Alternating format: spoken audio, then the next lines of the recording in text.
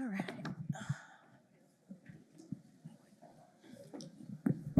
Whoa. Good morning, everybody. Morning. Everybody awake yet? Yes. Thank you, Joan. I had to make sure that there were donuts here. So, hey, actually, when we started planning this, you two were my targets, and this was the first session that I knew that I wanted at this entire event. So I so appreciate the two of you being here, two of my favorite people. So if you don't know me, I'm Michelle Goldsmith. I'm the Vice President, General Manager of Sounding Straight Only, which Mary and I did not introduce ourselves before. But I've got two men on stage. Between the two of them, I think they manage, somewhere close to $7 billion worth of business. It's a privilege to have them here. We have Jason Lippert, who is the CEO of Lippert. Lippert, is it Lippert Industries or Lippert Components? I think we go by Lippert. It's fine. It's good. Yeah. Okay.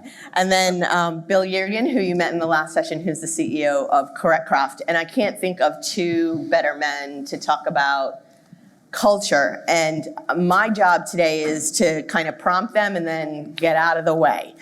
And that's what I intend to do. So I'm going to be on the side here. I'm going to give you a question, and the two of you discuss it, move around, have a conversation, and we will go from there. So as we thought about culture, the first thing that I thought of is what Simon Sinek says. What is your why? You know, what was your impulse? How did you start? What was the aha moment that said, hey, culture has to change it. I need to build it at my company. What prompted it? I think I was there when you were going through some of this, and you had read a book that really inspired you. Yeah, it was, for me, it was a lot of prayer, trying to figure out where we were going, in our company's future. There was a book, there was a TED Talk, but ultimately it came down to what Bill talked about in his session, throughout his session, was just impact. How do you have real impact and impact people's lives? So once we discovered that, once our team and I discovered that was, purpose was better than just waking up every day to make parts and make money, we started really driving and diving into that and making that, our cultural foundation is, how do we impact people? And we do it through, we found that we do it through really healthy leadership, leaning into values and making sure people are aligned to values. And if you're not aligned to our values, then you can't stick around at our company. And just holding people accountable. I mean, that's what we do every day. And ultimately, the community's taken notice, our suppliers and customers have taken notice, and we're just trying to draw more people into what healthy culture and great impact looks like. Yeah. So your why was? Our why is to have impact. We wake up every morning and to have impact. Have impact on people's lives. And if we lead people well at the business every day, then we feel that they'll go home and they'll lead their families better. And we feel that that's one of the big things that's missing in our society today, is just healthy family units. So we're teaching people good leadership, and they're leading themselves well every day. And we're pushing them to lead themselves through values at work, that they're going to go home and do the same thing at home. And you, Bill? Well, first of all, I just want to say I have tremendous respect for Jason and Lippert and what they do. And, they're really, the gold medal winner in this area. I mean, they do a really, really good job. The book you mentioned, Start With Why, had a big impact on me. This was, 10, 15 years ago. And I was thinking of, when CorrectCraft started growing, we started making acquisitions. In my mind, I had this tagline. I was working with great teams, great brands. And I read the book, Start With Why by Simon Sinek. If you haven't read it, it's one of the foundational books, that I think you need to read as a business leader. And it hit me, that wasn't really, what our why was. So I started thinking about the idea of making life better. Yeah. And so, our mission we talked about earlier, building boats to the glory of God, but our why is making life better. And we want to make life better, Michelle, on everybody we come in contact with. And so whether you're a retail customer and we want you to have great product, we want you to have a great Blue Mind experience on the water, whether you're a vendor, we want to pay you well, pay you on time. We want to partner with you to help you be successful, certainly our dealers, our employees. And we've even done this with competitors, oddly enough. We've held a couple of industry-wide culture summits. We've held an innovation summit. And, competitors, applied to be part of some of those things. And we've said, that's okay, because, we're going to compete with them for the sale of the boat or the engine or whatever we're selling on the boat show floor, or wherever we happen to be selling. But if we can help them with culture, we're going to make the lives better of their employees, and we're going to make the lives better of their families. And Jason said something that really resonated with me, and we talk about a lot, and I think about a lot, is I want to impact kids around the dining room table of our employees when they go home. Yeah. And so when our employees go home and they've been on a service trip or they've been impacted by something we're doing, I won't see the benefit of this in my lifetime, but they go home, and especially one of our service trips, and they tell their 10-year-old and 12-year-old sitting around the table about what they just were part of, and it lights a fire or sparks a flame in that 10 or 12-year-old. You don't know what their life direction is going to go. And so we just want to make life better on everybody we come in contact with. Yeah, and I think it's played that way for both of you, because I see some of the events that you've done and the entire families come. Yeah. It becomes more family and more community oriented. Yeah, I mean, our people do about 150,000 hours of community service a year, and we do that really simply through 140 divisions that do four serving events every year, and we set up the events for them. We have resources on staff that do that, so that all people have to do is show up in any given plan or community that we're in. And again, that like Bill said, that's planting seeds with kids and families and parents. Teaching them how to live better so that they can have better impact of the people that are in their household. And, you can do that, like I said, through just practicing good values at work, teaching people what good leadership looks like. And again, if they're leading themselves really well at work for 40 or 50 hours a week, they're not going to go home and lead differently or lead outside of those values because they're just ingrained in it. So the best place to teach it is at work. We feel that government's failing our families, education's failing our families, but business can truly be a force for good. So when we say that, it's not just a tagline. It's really, there's real impact there if the leadership wants to impact, families and communities. And that's a perfect segue, because now you've decided to do it. Now you have to implement it, and you have to get buy-in from all the way down, from Ryan Smith all the way down to the guy that's cleaning the floor in the warehouse. And for you, you've got all the different divisions that you're trying, both of you, all the different divisions that you're buying. So why don't you talk about how, once you made the decision, how you went about implementing it? You start with clarity. Clarity. These are our values. This is what's important to us. We've done a lot of acquisitions. I know Jason has too. We've never had any trouble with any of our acquisitions getting people on board with our culture, because what's there not to like? We're going to invest in you. We're going to take care of you. I tell people often, I said, if you're a Correct Craft, learning is a big part of our culture too.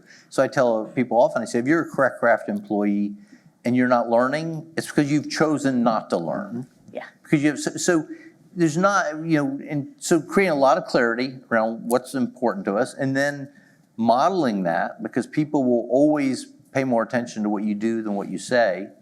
And people want to be part of it. Michelle, people, we've had, like you said, zero pushback. People love being part of, something that's having a positive impact.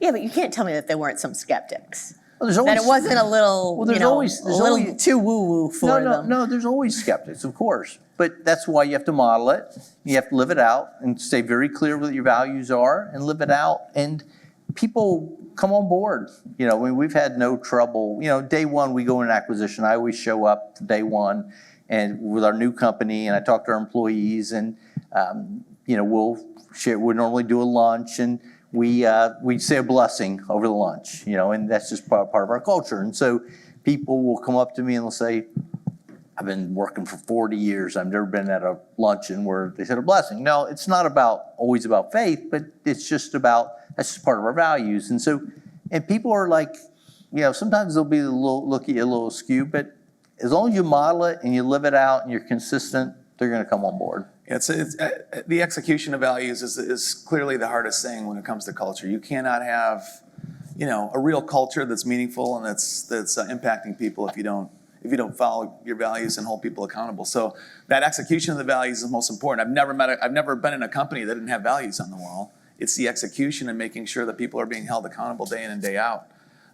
People are talking about it in their 5-minute meetings in the morning before work. They're talking about it at management meetings. They're starting a meeting with a core values moment or a leadership moment, but holding people accountable. When people act outside of the values, it's time to coach them up. And if they can't get the coaching right, then you have to move them out of the organization, because the minute you let people act or behave counter to the cultures or behave badly, and you tolerate that, you're just telling people that the values don't matter. And your whole mission to make a culture journey real goes out the window.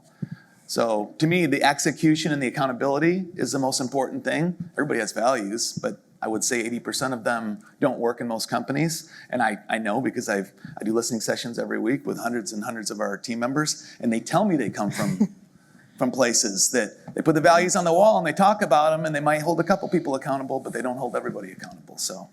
So you implemented, you knew what your why was, and the next thing is, how do the programs evolve? Yeah. So I was there when you started your app. Mm-hmm. That was cool when that came out, and we were logging our hours of community service and the opportunities for different community service. I remember, Bill, you did your first trip and the impact that had, and it kind of snowballed. So why don't you guys speak to that? Well, I just say, And I asked them to stand. If you guys are uncomfortable, you're welcome to sit. That's fine. No, so I would say that, first of all, we've been on a culture journey for just about 12 years. So, it's a series of steps, and you have to be patient. And you just, Ryan and Jeff and I and the team, we've just been diligent about taking the next step, whatever the next step is. We try not to go and accomplish everything all at once. There's a lot of thought leaders out there and a lot of ideas. And, if your company's not on a culture journey, you can't just run up and start writing ideas down and try to execute them all. Just take the next step. And for us, it started with core values. We didn't have values, so we said, we've got to have values, then we got to hold people accountable. Then it was, hey, our leaders need a different set of rules to follow than just every other team member. What do we want our leader qualities to look like? We did that. We started the serving mission to do 100,000 hours of service a year. We hired people for that, and we hired a VP of culture. We now have 20 people in our culture department. I think it's really difficult to say that you're going on a culture journey and to have a meaningful culture if you don't put resources there. Y'all have HR departments and sales departments and IT departments. You wouldn't do that with no people. But people say culture is the most important thing all the time. I've never met a leader that hasn't said culture is the most important thing. And I ask them how many people they have in culture and leadership, and the answer is usually 0. So how do you do the most important thing in the company without people that are dedicated resources? So Wait, it gets better. It gets better. Something I said. Bill, same question to you. I think We have the quality people in the room. So, no, Jason answered it well. I think he said one thing I'd like to just reinforce a little bit is there's a lot of culture ideas. And one of the interesting parts of my role has been actually saying no to some things, because people can throw out a zillion different ideas, and it's a lot easier to start them than it is to sustain them. Yeah. And we don't have 20 people. We do have a couple of people on our culture team. We started with one. Okay, start with one. We've got 2 currently, but what I don't want us to do is just say, hey, this is a great idea, and all of a sudden everybody's focused on this, and then that sort of fades away. I want to have a great methodology. This is our culture. We serve through, we execute our culture through service. Service to each other, service to our community, service around the world. Because we're known as a philanthropic organization, rarely a day goes by that somebody doesn't ask me for money. You probably the same thing, Jason. Rarely a day. And people want money, and I tell 99% of them no, not because they're not good causes, but we do our philanthropy through service. So we spend a lot of money, but we want to spend it in a way that our employees can go out and serve and participate. Yeah. And so we're very methodical, very intentional about how we do it, and we don't want to get captured. We don't want to chase all the shiny things, so. Absolutely, it makes sense. So we're at the point that you've implemented them. They've evolved a bit. Talk to me about what the impact has been on the people that work for you. and on the community and perhaps on the industry as well. Where do you see it? I think initially, Jason, part of what you did it for was also employee retention, correct? Oh, yeah. Yeah, I think, whether it's the service project, our chaplaincy program, our leadership development program, all the pouring in we do, exactly what Bill said. I mean, we've had, countless people come up to us, our leadership, and just say, hey, look, I've never worked at a company that's done this before. I'm staying here. I've never served before in my life, but I'm doing serving missions now here. I'm bringing my kids, I'm bringing my spouse. This is great. I'm never leaving this place. So, we all know that retention and low turnover is the key to a healthy business. Low turnover promotes good quality, safety. I mean, people are coming back to the business every day and bringing energy and passion. They can't do that if they're not there every day. So if you don't have a culture that's making people want to come back every day, they leave, and all your knowledge and quality, efficiency, all that stuff goes out the window.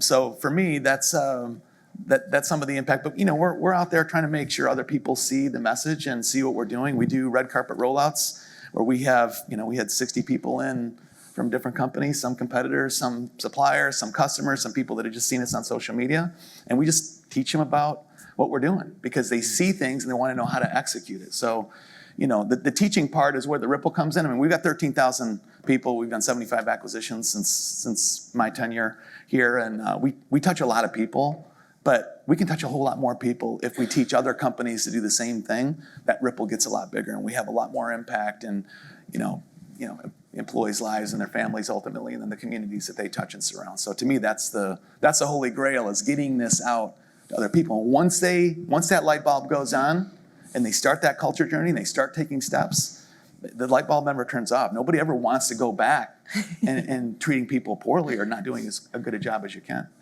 I think that, Jason used the word ripple effect, and we talk about ripple impact a lot.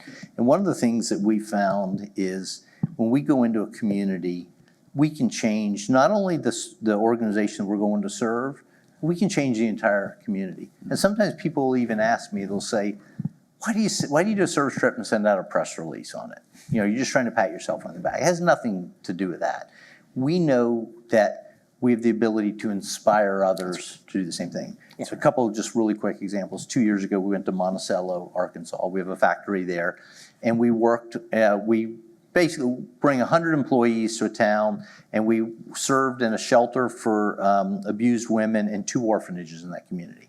And when we bring 100 people to town, I mean, these are boat builders, engineers, designers. I mean, these people that get stuff done, So we go into town, the mayor always comes out, the news people come out. So we did this project, and about 6 months later, we're on a financial call for that company. And one of our managers said, Bill, we've changed this community. And I said, his name's Sam. I said, Sam, what do you mean? He said, because when we did, all these businesses are now doing projects like this and they're helping. And he said, we've changed this community. This summer, just a few weeks ago, we were in South Carolina. A couple of our guys are here that hosted that trip. And they were just telling me literally right before this meeting that word got out, and people have been donating money to this Center for Abused Kids, and one organization donated $35,000 because they'd seen what we've done, and they've been able to buy a property next to them because, it inspires people. The ripple effects have a huge, huge impact. And as I said, particularly with that kid around the dining room table, yeah. I think when you invest in culture, you have an impact way beyond what you can even. I'll give you a real quick story to that. We just last year we had a team member in Braden in Florida. We were doing a listening session, and she said, "I got to tell you a story." She said, "I got my core values card, my leadership quality card. I brought it home to my 12-year-old. We started talking about it at night." The values and things like that. He ended up taking it to his baseball team, and his baseball coach started talking about a value moment before every practice. And, the story stopped there. It'd be great. But, she said that the coach called and said, well, I'm also a middle school teacher. And now I do a core values moment, before every class. So you never know. Yep. I would tell you that the most impactful stories, just in the last 4 weeks, somebody's told me that they just came here and our culture and our leadership saved her life. And I was like, what do you mean? She's like, I was contemplating suicide, but she said, people care around here. I have never had that before. So you never know. Just caring culture, good quality leadership, the values, it makes a difference. People quit smoking, drinking, drugs. I mean, you get those stories all the time. So one little impact at a time, it adds up. And I'll tell you what, if I stopped today, just the stories I've had this week would be enough to carry me for the next decade. So That's awesome. It goes to that Mother Teresa quote, I can't change the world, but I can cast a stone that has a ripple throughout the ocean, right? So I'd like to just add one more thing before we run out of time, Michelle, because one of the common questions I get, and what some of you, I suspect some percentage, you probably at least a third of you are thinking is, yeah, but that all costs money. You're building a house for a homeless family, you're doing this, that costs money, right? How do we do that? And I would encourage you a couple of things. One is, don't think of it as an expense. Think of it as an investment that's got a huge, huge return. So this last summer, not this summer, summer before, I spent a week at the London School of Economics in London, England, taking a course called Passion and Profit. And their research is so interesting, and we've seen this at CorrectCraft.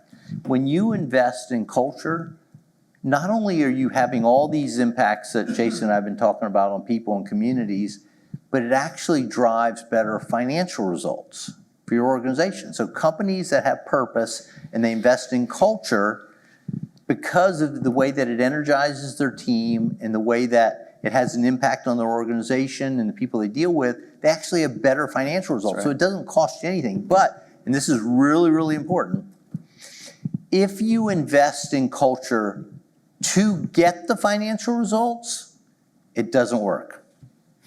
Okay? If you invest in culture because it's the right thing to do and you want to have an impact, it drives financial results. But if you think, oh wow, I heard these two CEOs and they said that if I invest in culture, I'm going to make more money. If that's your mindset, don't even bother wasting your time or money because it won't work. Because people will see through the manipulation and the hypocrisy. But if you really care and you really want to have an impact, and you're really willing to invest in culture because it's the right thing to do, it'll have a huge positive impact financial impact on your organization. On your deathbed, you're not going to remember what revenues you had in 2025 or what your profit was on a particular product line. You're going to remember the people you helped at the end of your life. So why not invest in that? And Bill and I were just at a conference together, and that need for human connection and community was a thread through all the conversations about AI and tech. They were used to get to the human-to-human connection and the sense of belonging, joy, and community that's needed. So the last question, because we're going to run out of time, is for the people in the audience that are running companies and are thinking, okay, I heard Bill, I'm going to have to make a bit of investment. There could be a lot of return on investment from what Jason and Bill have said. So let's start with you, Jason, but if you were going to give advice to the people in the room of how to start the journey, what are the things that you wish that you knew when you started that you'd say to them, here are the things that I wish I knew? Yeah, I just say, so commit to starting the journey. Leadership has to be all in. Top leadership has to be all in. I hate to tell you this, if top leadership isn't in, it's probably not going to happen. You might be able to impact in pockets, but top leadership has to be bought in. The values would have been extremely helpful to me when we started our business. And then again, the holding people accountable to the values is most important. We define leadership at Lippert. We have 5 qualities, and we say this is what leaders have to exude. Most people get promoted in life because they're fast at their job, or they're knowledgeable, or they've been there for 20 years, or whatever. Pick something. None of those qualify you to be a leader. So we define leadership. You can read 1,000 books on leadership, and you get all sorts of different things. But we boil it down to 5 qualities. So holding people accountable to values and the leader qualities and just a good leadership model, and then you start taking steps, the magic starts happening. But if you're not willing to be courageous and hold people accountable and move people out of the company, sometimes they're high performers, sometimes they're 20, 25-year team members that you think know a lot or have good customer relationships or whatever excuse you've made. To Bill's point in his earlier discussion was, you've got to be courageous and move them out of the business because they're going to be toxic and impact other people and drive good people out of the business. People you need there out of the business. So that courage part, you can have the values and have the attention to all those details, but if you're not courageous and hold people accountable, you're not going to make it in a culture journey. Thank you Agree for with that. everything. I agree. Agree with everything Jason said, of course. And people ask me all the time, how do you do culture? Because it feels fuzzy. It feels like, not really sure, how to go about this. And I always give them 4 steps. Number 1, create a lot of clarity around your values. And you say, well, I know our values. We'll just write them down. Be intentional about creating clarity around your values. Number 2, find a great way to capture them. We have what we call our identity pyramid. And it starts at the top, building boats to the glory of God, making life better, people, performance, philanthropy. It goes through all of our values. So nobody in a Craft company has got any question or should have any question about what our values are. It starts out at orientation, day 1, they see it and hear it all the time. Number 3, so identify your values, find a great way to communicate. Number 3, talk about them and talk about culture and talk about your values until you're tired of talking about it and they're tired of hearing it. And then keep talking about it. And then keep talking about it, right? So talk about it. And then number 4, maybe the most important part is model it. Because people will watch what you do more than they'll listen to what you say. And, we go on these service trips, and honestly, there's some of our team in the room, they can vouch for this probably happily. We go on one of these service trips, I'm like the least talented people. I mean, I can bring wood, I can get you some water, I want to serve, but it's. You can cut hair. I can cut hair, I've tried to, yeah. But I can, I can do manual labor, but I'm not, we're bringing like boat build, really talented people. I'm not as talented as these folks. But they know that, and I'm not trying to pat myself on the back at all, but they see our executive team, they see me, they're sweating and working and doing that and modeling our values. That goes a long way. And people start to realize, hey, wow, this really is important. And then, again, the ripple effect. Again, we had about 400 to 500 employees that original service trip. We only took 25 to Mexico. But when they came back, everybody's like, hey, what's going on? What's that trip about? And people were like, say things like, best few days of my life. Wow, this is impactful. Big impact. Well, I want to thank Jason and Bill. You can catch them outside if you have questions. But before we get off the stage, Bill is retiring in April, and I promised him a gift. So no. I have a small gift for Bill. And I have to show you something, Bill, with this. So I'm going to bring the box out. I didn't bring you a gift.